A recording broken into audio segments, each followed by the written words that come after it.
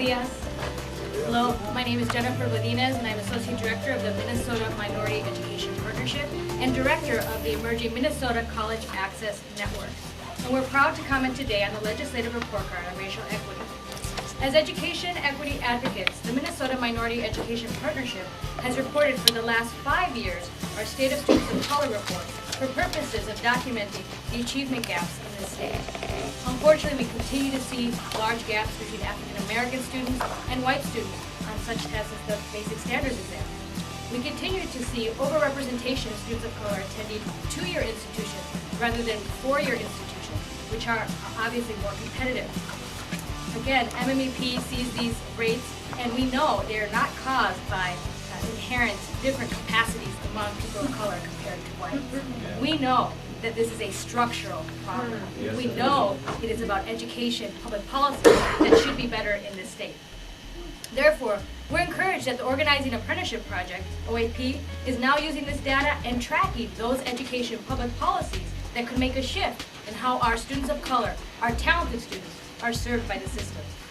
With a global economy at Minnesota's front door and rapid growth of students of color in places like Rochester, Wilmer, Owatonna, all over this state, we believe that this kind of detailed attention to education public policy will help the situation of our growing Minnesota economy.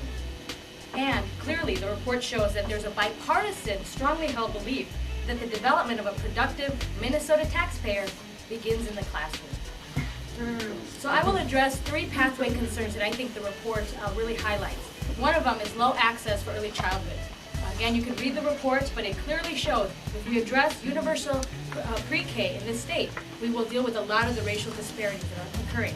By 8th grade, African American and Latino students lag behind white students. Again, not because of talent, but because if they are low income, they have different access to early childhood opportunities. Along the pathway, we have an opportunity, a bill that was passed for more flexibility in retaining our teachers of color in our system. Removing a barrier to maintain a diverse teacher workforce is the bill. Please read furthermore in the report, but this would allow people to retain teachers of color in order to motivate our students of color to continue through the pathway. And lastly, I must address the DREAM Act.